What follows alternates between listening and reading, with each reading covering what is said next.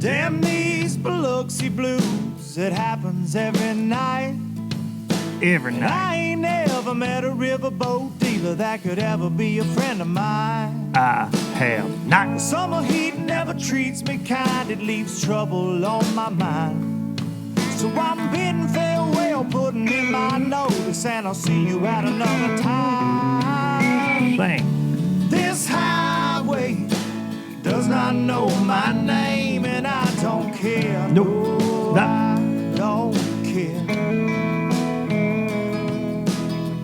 Heading my way for another place, and I got 3 good tires and a spare. Just a white line gypsy getting out of Mississippi with just enough gas to get there. Low budget live. The not so live version right here from the LBL Bar and Grill.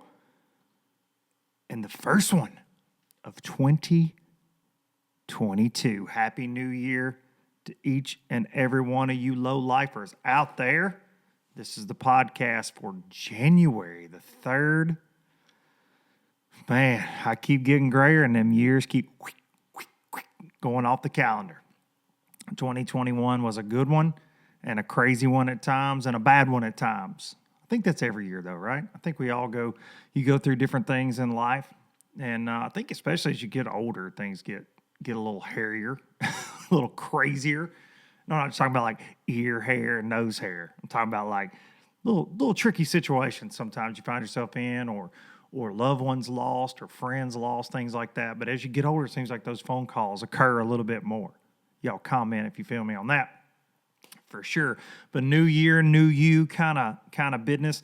If you made any resolutions, as cliche as this is, let me hear them. I've got some for sure. You know, last year I was trying to do that fat ass challenge. I was trying to drop some LBs, and I did, but I set a goal for myself. 500 miles on my legs. 500 miles on my legs, hiking, running, walking, whatever the case was. Man, I came up short. Had that little stint with COVID in the spring, and a doctor told me not to exercise, which is what I've been waiting on my whole life, honestly. But slowed me down for a couple months, and I ended up with 360 miles. Now, that being said, I was a dude that had done nothing for a very long time, physically, exercise-wise, other than playing in the yard with the kids every now and then, playing some b-ball, that kind of thing. But, yeah, 360 miles, which for me, I'll take it. I'm super disappointed with myself, though, because I set that goal. Goals are very, very good. So this year, again, I'll be trying for that 500 miles. Over my shoulder, you can't see it here in the bar and grill. The triple threat and I, Marissa D, we got a Peloton. We purchased a Peloton for Christmas. That was a joint Christmas gift for our fitness, and going to turn the bar and grill into a little bit of a home gym situation. So got that bad boy sitting right over here. Haven't climbed upon it yet, but definitely will be doing that. So that's a goal, just to get healthier. I think that's everybody, at the first of every year. I think that's kind of the deal. But I really am.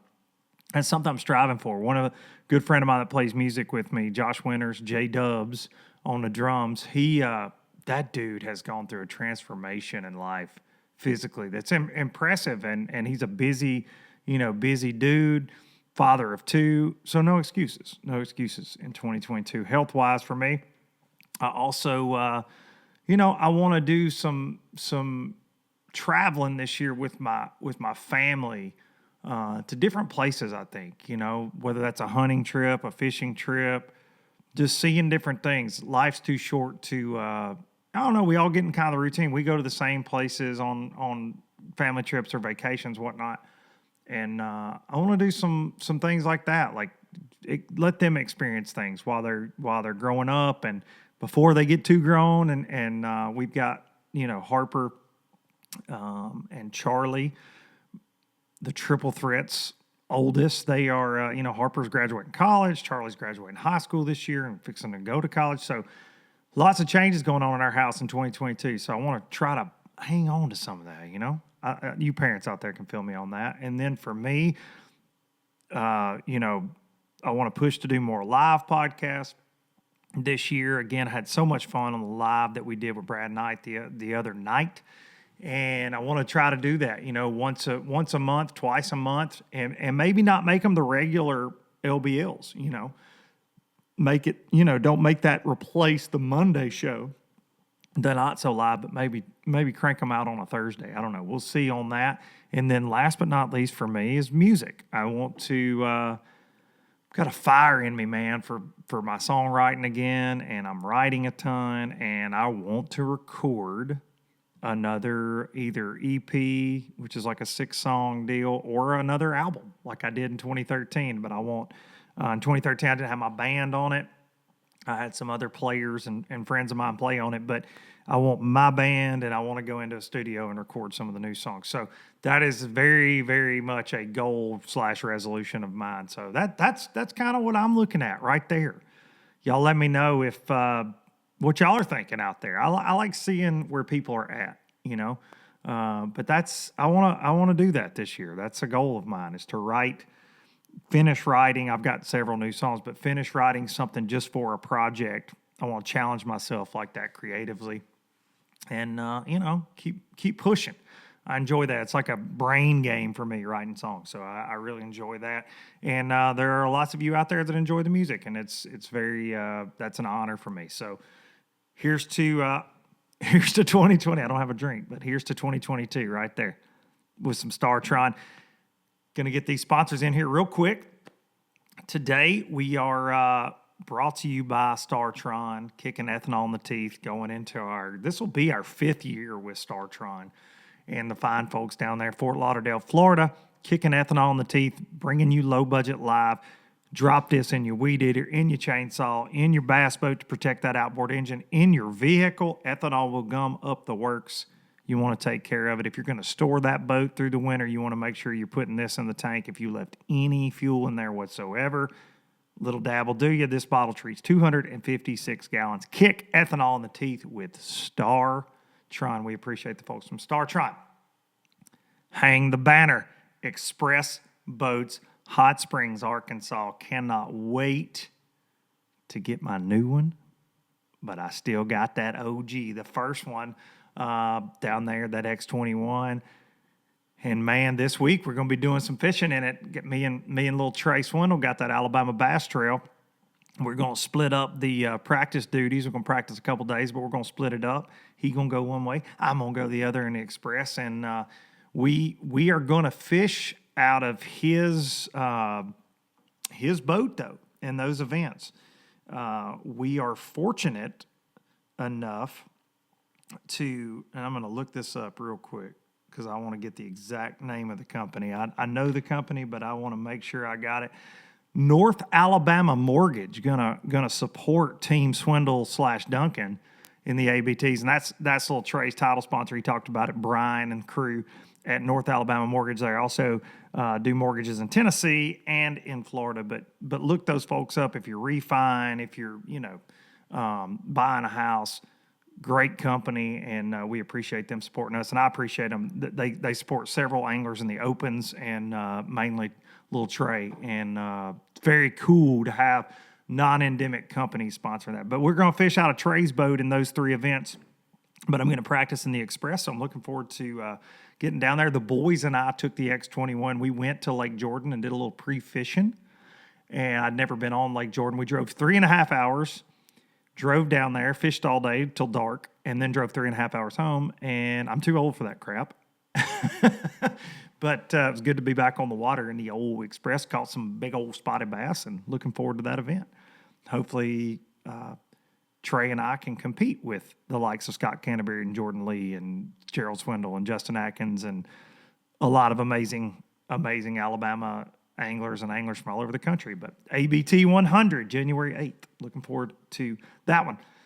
Express Boats, official boat of Low Budget Live and the Traveling Circus. Building excitement since 1966. All right. I want to make a quick announcement about a new sponsor. That I mentioned this on the live. This is something that I'm very excited about. This is something I've been striving for.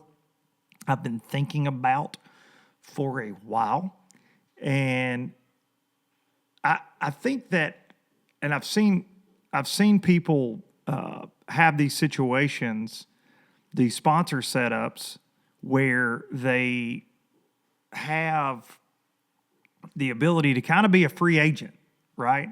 And what I mean by that is promote several things, whether that's a certain kind of crankbait or just whatever they're feeling like, right? Like hard bait, no hard bait sponsor, no spinnerbait sponsor, but they work with a tackle retailer. And you can kind of direct people that way. And I am very excited to announce that I will be working with Baitworks out of Missouri. They also own a boat dealership called Boatworks. They're an express dealer. I actually met the family there from Baitworks down at an express event, and they reached out to me afterwards, and I am very proud to partner with those guys. There will be a code for all you low-lifers, and I'll be doing several videos on tackle you can get from those guys. But website is fantastic. They are adding things daily. Free shipping on most things over $50, and they get it to you quick. They're right there in the middle of the country in Springfield, Missouri. So Baitworks, we're proud to have them on board, and a lot of cool things to come with those guys. We're cooking up some things. So really appreciate those folks reaching out. I'm always blown away and honored when people reach out to me, kind of cold call and say, hey, man, we want to work with you. And it's something that much appreciated. So not tied down to one company. And what happens in those situations, I know you know this, but when you're only, and this is pro fishing, right? When you're only representing one company, and I'm going to pull the curtain back, and I hope that people realize this, but when you just constantly talk about one brand, especially when it comes to lures, most of the time you're getting bullcrapped. There are diamonds in the rough with most companies, and there are companies, you take a Strike King, they got a lot of stuff that's, that catches fish. But so it's not as hard to promote a company like that if you're with them. I'm sure from the plastics to the crankbaits, spinnerbaits, they got the Thunder Cricket bladed jig. But as these companies grow, they get into a lot of product categories, and it makes it tricky. So especially if everything they make is just kind of like, there's some good, but then there's like, but you got to promote it. So with this, I get to just tell you what I want to tell you. And if I'm throwing a damn Stan Sloan spinnerbait, I'm going to tell you I'm throwing a Stan Sloan spinnerbait. If I'm throwing a Rapala DT8, I'm going to tell you I'm throwing a Rapala DT8. If I'm throwing a Strike King 1.5 square bill, you're going to see that. Every video, every tournament, whatever, that's the deal. That's the deal. So I'm really excited about that because, prior commitments, that you owe that to the companies that you work with to promote their stuff, but if you get a big box of it and some of it you're like, and you never get a bite on it, but you still make a video with it, and there's a lot of that goes on with a lot of companies, not just ones I've worked with. It sucks. It sucks to be put in that situation. So there are guys out there that are smart by being free agents, for what these sponsorships ultimately offer you money-wise. It's just not worth it. It's not worth it. So with these companies. So I'm very, very proud to be working with Baitworks. Back with Trocar Eagle Claw once again. Can't wait. I don't even know how many years. Let's see. It's like my 8th year working with those guys. And that's one company I can say on the hooks that I do use. 90% of the hooks I use, I'll say 90, because there are a few exceptions. A treble hook here or there, or a different application like belly weighted swim bait hook or something that I use from other companies.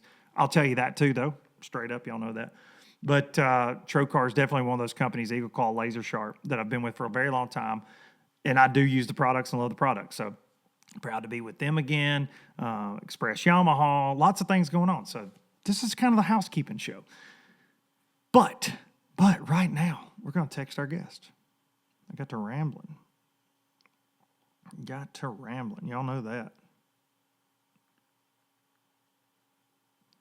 But I appreciate each and every one of you that support the sponsors that I work with. Oh, Costa. Costa's back this year. Very appreciative, very proud to work with a company that's that deeply tied to conservation and also makes really good glasses. You see a lot of, check these out. This was not a plant or a plug. These are the new Antilles. Just got those in. Those are swag. Really dig those glasses.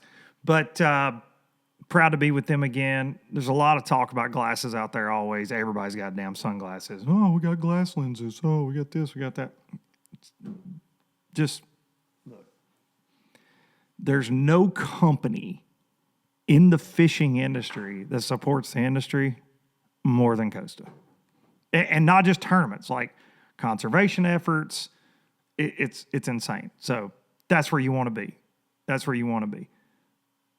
Warranty that absolutely can't be, touched. So now I did like 10 minutes of sponsor stuff. But I'm passionate about it, man. I like people that take chances on me. I really, really do. And I'm looking forward to it. I think Pro Guide batteries will be back on this year as well. I haven't finalized everything there, but love those guys. Love the product. So definitely gonna be doing that again. Garmin back again. I'm just excited. I'm very excited. I'll tell you something else I'm excited about. This young man that we're going to talk to. And I say young man because he's young. He's young now. And he is he's somebody that made a lot of waves in 2021. He's going to make a lot more of them, I think, before he exits the fishing world in a very long, long time. But we're going to get him on the phone right now.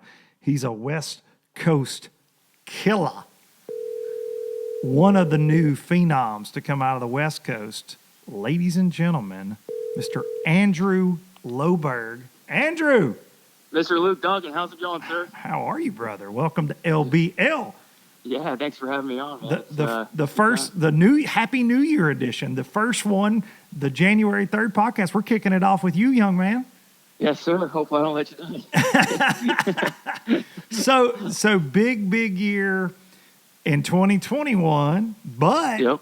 you're making the move, man. You're taking a big leap, headed to the pro circuit. And for those of y'all, before we dive in here with Andrew that don't know Andrew, if you don't keep up with all the goings on in bass fishing, maybe you only keep up with the Elite Series, BPT, MPFL, whatever. Andrew won not one Toyota Series this year, but two back-to-back. And how old are you, Andrew? 28. 28 years old. So this young man has got it going on and going to the pro circuit. What are you thinking, man? Are you excited? Man, I'm stoked. It honestly hasn't like fully hit me yet. I mean, it has, like as far as like, moving back east and traveling and packing. But, I've just been so busy with work, tying up some loose ends because I'm leaving my job. And, I'm still kind of going through the same motions, getting up, going to the gym, going to work and doing everything, back at home with packing. But I feel like come Saturday when I load the truck up to completion and hit the road, it's going to be like, all right, well, here we go. Here it comes, right? Yeah, exactly. So what job are you leaving? I work in the agricultural industry. Okay. I work in ag consulting. I studied crop science in school, and I've had when I graduated, I got this job in Sacramento, California, and it's a private ag consulting company, just doing all sorts of stuff. Okay. For like private growers and things. So that was flexible enough to go, pursue qualifying for the pro circuit and things like that. They worked with you on that. Yeah. My boss is super, super cool. He allowed me to fish those the Toyotas and the Costa Series the last 4 or 5 years, giving me some flexibility, which is awesome because it's rare nowadays to find work and try to fish. In the ag industry, it's like you're kind of tied down no matter what. I mean, there's always stuff going on, and it's always weather dependent. And I was fortunate to get those 3 tournaments and the championship off work to go fish. So I'm glad I was lucky enough to land with that job, and now I'm moving on to the next journey. That's amazing to me because I get so many questions, and I know you do too, from guys younger than you, high school and college. But and I talk about this a lot on here because I feel like it's very important. to folks listening, if they, you know, if they have the dream of being a professional angler, it's not all rainbows and butterflies, and you don't get all these big sponsors automatically, and you do have to take risk. And man, my hat's off to you leaving a job and chasing it, because that's a big jump. Very big jump. It's a really big jump. You know, the job that I've had the last 5 years, super stable, and you know, work is just never ending type of deal. But you know, when it all comes down to it, you know, with a lot of younger anglers, they just want to go out and go catch bass and fish all these tournaments, which that's exactly what I wanted to do when I was in high school, college, which is good. But, you know, getting a college degree and getting some work experience on your belt, because you just never know what might happen, you know, in the bass fishing industry, as far as just, you know, how you compete. Absolutely. And work out. And, you know, I've kind of set myself up a little bit. You know, I got 5 years work experience under my belt and a degree to fall back on in case it doesn't work out. But hopefully I'll be able to catch some fish and stay in it for the long run. That's amazing. So you said you're moving back east. So are you actually gonna settle out this way, or you got somewhere you're gonna post up during the season and then go back out west? What's the plan there? Well, it's I'm kind of just kind of rolling on a limb. I've got a few buddies. One of my really good buddies I went to high school with, he moved to Texas not too long, a couple years ago. So that'll kind of be my home base. I'll kind of live with him and his wife, and I'll kind of just bounce around. I got the GMC kind of set up, you know, to sleep out of in case I need to crash, and just kind of bounce around. I have some family up in Michigan that I can go visit.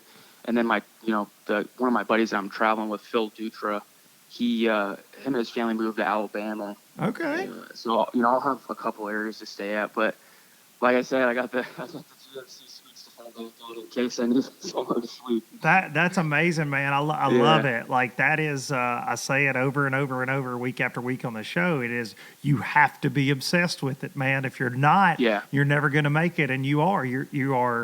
You seem like you got your head on your shoulders. You're very, obviously, you're confident in your abilities. Dude, winning a Toyota Series, just winning one in your entire life is a very difficult task. Winning two is a even harder task. Winning two back-to-back in the same year, mind-blowing. There are only three, folks. There are only three in one division. It was a really unbelievable deal. I mean, that Delta tournament, just everything, the stars just aligned. And you hear it over and over again, like, oh, when it's meant to be, it's meant to be. And literally everything came it just worked out perfectly. You know, I didn't have any boat issues, or, you know, fish were all good. Everything was fine. And, you know, at the last day of the tournament, I had that decent bag and won, and I was super jacked up and fired up to, you know, win my first one.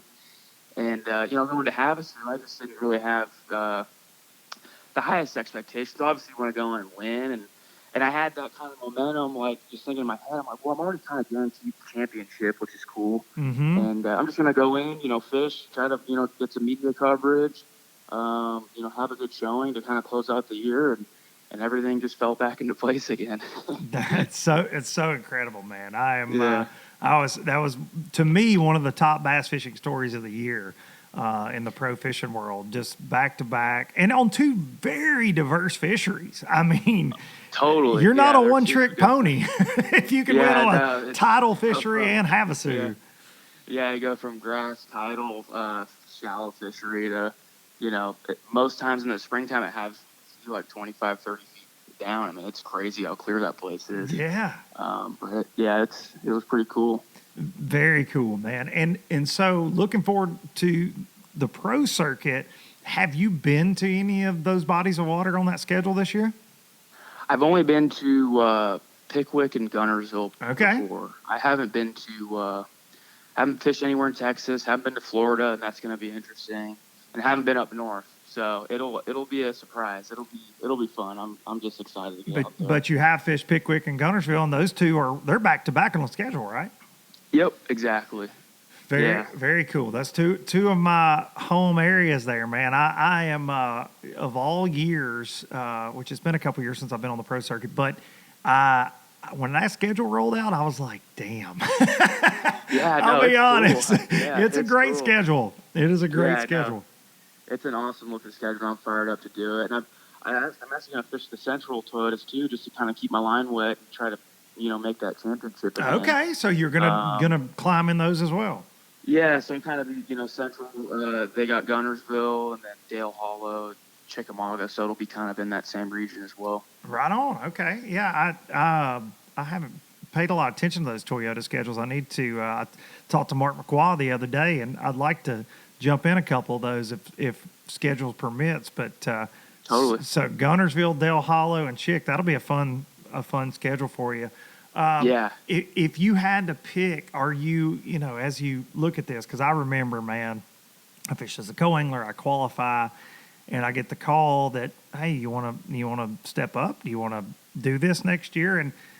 And man, I went for it based on a lot of things. Had sponsor help. I liked the schedule. The championship was going to be on my home lake, which I ended up missing it there on Wheeler. But I remember those nerves. I remember those nerves before the first one. We went to Okeechobee, and I was just, man, I couldn't sleep. I was just so geeked up. Are you having that right now? Is that starting to sink in, or like? Yeah, no, it for sure is. it for sure is. I mean, you try to go to sleep just, on any given weekday of the last, month. I think about Brayburn, you think about all these big lakes you haven't really been to, and you're like, oh my gosh, this is, real. It's not even, I'll probably get a little starstruck seeing all these guys out here, seeing people I'd never really fished against. Yeah. But then, just, fishing and trying to break down these lakes, you're like, gosh, well, hopefully I'm ready. Let's go do it. You got to keep the starstruck to the boat ramp. That's what that was always my goal. Is if Larry Nixon pulls up on the same stretch as me, you just got to just ignore it. But it's intense because it's Larry freaking Nixon. I pulled into an area my first morning at Okeechobee, and there he was, and I was like, "Damn it, are you kidding me?" Yeah, you gotta tell yourself you're not the camera boat, you're a fisherman. Exactly. Yeah. Quit watching. Just focus on your flips there. Yeah, I called my dad. My second event that year, we were at Hartwell, and they were on the bed. And a lot of people missed it because it had been very cold and then it warmed up really quick and they just flooded the banks. And I had been in that region of the country before and seen that happen, even when the water was pretty cold. And I had been over there and pre-fished and they were deep. And I checked 5 of just these places I found with these deep spots and largemouth on. They were gone. First morning of practice, I was like, uh-oh. Something's not right. So and luckily I'd been in pre-fished, so I knew that. Went to the bank, there they are, cruising, starting to get set up, whatever. And a lot of guys missed it, but it was so funny. I was going in and out of these pockets, going in and out. And for me, growing up, Clark Windlet, and still is, just one of my heroes, but Clark was like this sight fishing freaking guru on the FLW tour. And a lot of what I know, I learned by watching Clark and FLWs on ESPN back in the day. And so I'm going in and out, and I'm finding them, marking them. My dad calls, and he's like, how's it going? I'm like, oh, man, I'm finding them on the bed everywhere. I'm not seeing a lot of boats. He's like, well, that sounds really good. We're just talking, whatever. And then an hour later, I'm coming out of this pocket and Clark Windlet's coming in. I called my pop back and I said, hey, Pop, I told you I wasn't really seeing anybody. He's like, yeah. I was like, well, Clark Windlet just found him. He goes, oh, you're screwed, and hung up. And so that was my first welcome to the show, big guy. Yeah, exactly. And I've told Clark that story several times. Of course, Clark's super humble and he just kind of shrugs and laughs at me. Yeah. But it was, for me, it was such a huge, I was like, oh my God, this is not good. I know. It's like as soon as you think you found something, somebody else another guy's name. Yeah, and that's something that you'll hear me say a lot too, is if you're by yourself in an FLW or elite, whatever the case is, you're either blowing it out by 20 pounds or you're in last place. Yep, exactly. That's pretty much how it goes these days. There are not a lot of secrets, and people find the goods most of the time. No, exactly. With all these new mapping technologies and all these electronics and stuff, it's crazy. I mean, I got all these graphs on my boat, and I'm like, I just want to rip these things off and just go fish. It's crazy. That was going to be my next question. So as a 28-year-old and growing up in that world, and as these electronics progress, do you like that? That's where we're headed, or are you more of a, man, just let me go grind on the bank and try to figure something out kind of guys? What's your style? I like the technology side of it because it's so fascinating to see, everything under the water, the mapping, and just the innovation of fishing in general. eat it up.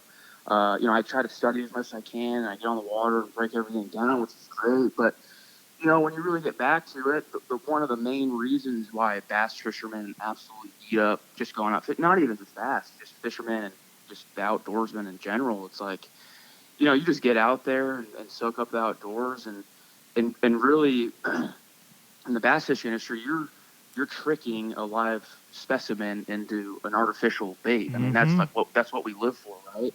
And that's kind of the journey when you kind of mitigate the process of doing it, and just looking at topography outside and the geography of the lake, and seeing the weather systems and all these different types of things, and putting those pieces together, and then you mitigate with weather apps, side scan, forward facing sonar, all these maps. It's like it kind of messes it up a little bit, but the tournament side of it, the competition, I'm like, okay, I need everything.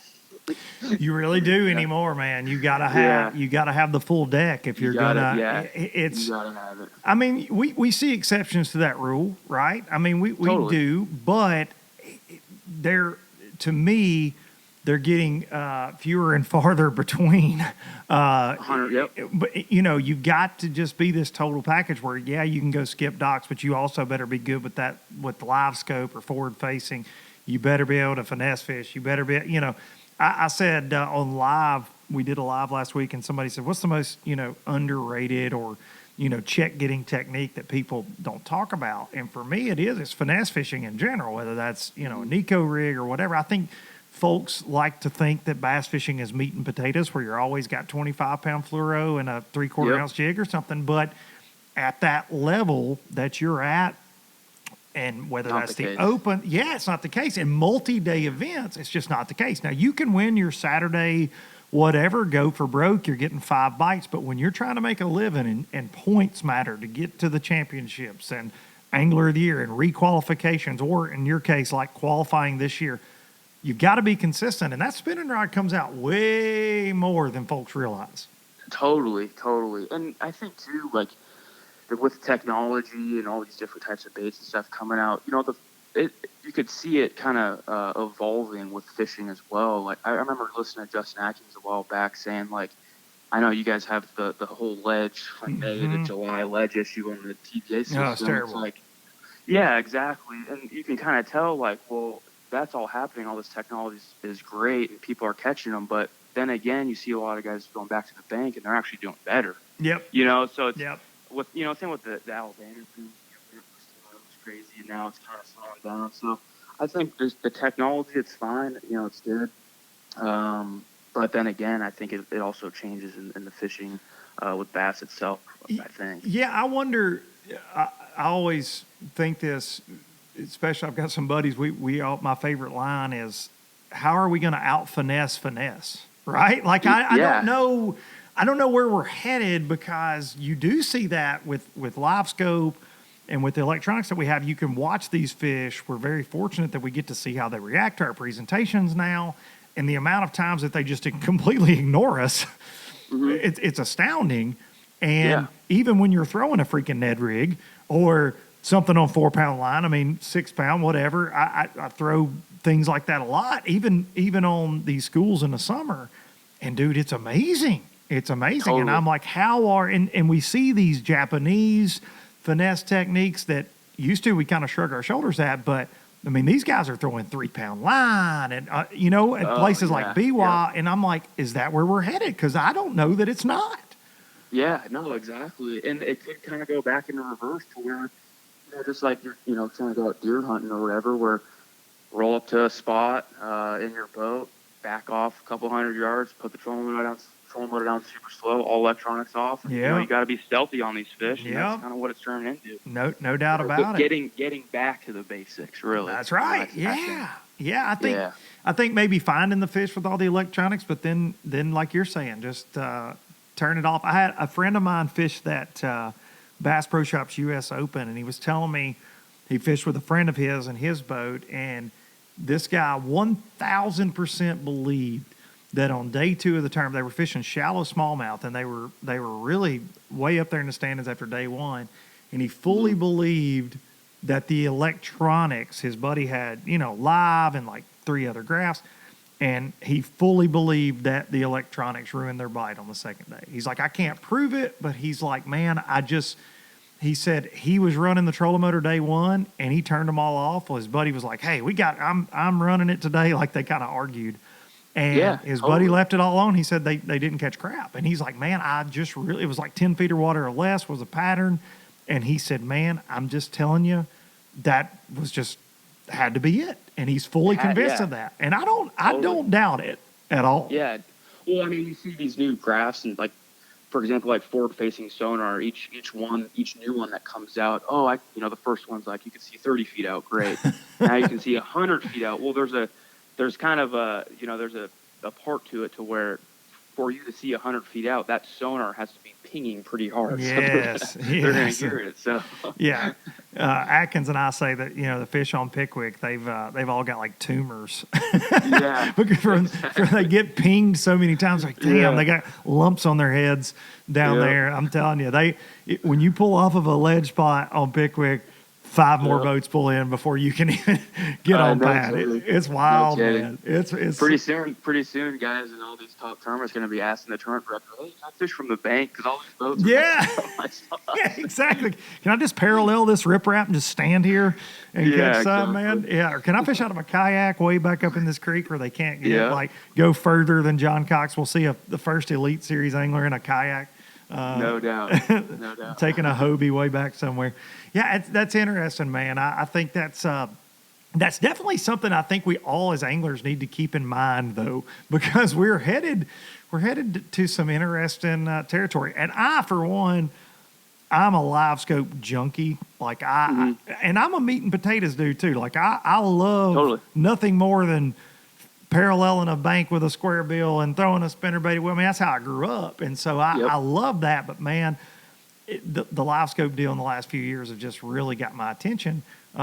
Sometimes I think it hurts us more than it helps us in certain situations, But it's definitely changing our fisheries, though. It definitely is. I think so. I fully believe. So I noticed that you are, and I find this very interesting with a lot of top anglers. You're an outdoorsman all the way around, man. You're always into something. Just keeping up with you on social media, whether it's fishing, but you also have a passion for hunting, and those two go hand in hand, do they not? Oh, totally. Yeah, I love hunting for waterfowl. That's one of my deals. That's your deal. I honestly haven't been doing it as long as a lot of guys. I probably got into it 6 or 7 years ago when I was at school. A bunch of my buddies, diehard duck hunters. Like, I went to Chico State up north in California, and you're in the middle of, rice fields with Pacific flyways right in your backyard. Wow. And they're like, dude, come out. And I'm like, I don't know. It's whatever. So I go out with my buddies. The first time I went out, I'm like, oh my gosh, this is nice. Pretty relatable to bass fishing. It really is. It really is. And same goes for deer. I've said this, like the Andy Morgans, the Gerald Swindles, Wesley Straters. These guys kill big bucks. Brad Knight. They're super dialed with whatever's going on. And I've heard people say, well, man, those guys, they spend their off seasons hunting. They don't fish as much. Well, the two do go hand in hand so much as far as pattern, you're patterning the deer. It's a cat and mouse game, just like bass fishing. I really do 100%. Believe that. Totally. Yeah, you're still. I mean, with weather and just knowing your natural instincts, it's huge. I mean, they just go and hunting more than fishing. I mean, that's just where it is. It's hunting. You're really using your natural instincts more than fishing, I believe sometimes. No doubt about it. And then and it's also a little break too from fishing. I don't fish as much as all those guys do, but hopefully I will. When you're on the water a couple hundred days out of the year, it's like, hey, maybe I want to take a break. Yeah, I totally get it. Andy Morgan only bass fishes. This is what makes him terrifying to me, is he's won all the money that he's won, and he only does it so he can pay for his hunting addiction. Yeah. Because once the season's over, my man puts down the rod and does not pick it back up, and then he just kicks teeth in when he picks it back up. Yeah, it's terrifying. Exactly. And then in the opposite of that, which Jacob Wheeler hunts a lot as well, but Wheeler fishes like nonstop. Oh, he's on the water all the time. Yeah, he never stops. But it makes him terrifying. And I think Andy maybe picks the rod up a little bit more these days because he hangs with Wheeler a little bit, and he's like, okay, these guys are kind of pushing it a little bit. I've got to get back into it. But very interesting. Well, I think you're going to get plenty of days on the water this year, sleeping in the truck, roaming the country. You're going to get to see a lot of bodies of water. And dude, I can't thank you enough for coming on. I think that it's the fishing world's going to know your name. If they don't already, they're going to know it by the end of this season. I really believe that. It's one of the reasons I wanted to have you on. I know we've tried to make this happen a couple times, and I thought, what a better, no better guest to have than you going into this new year, this new journey for you to kick off LBL for 2022, man. And I really appreciate it very much. Yeah, man, I really appreciate it. My dad and I are really big fans of your show. Appreciate that. I mean, I think I've listened to every single one of them.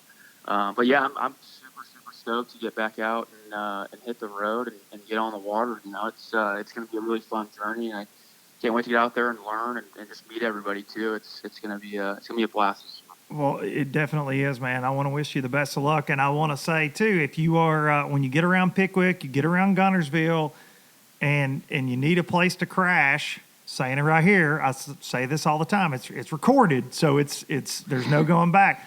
You've always got a place to stay, man, at the LBL Bar and Grill.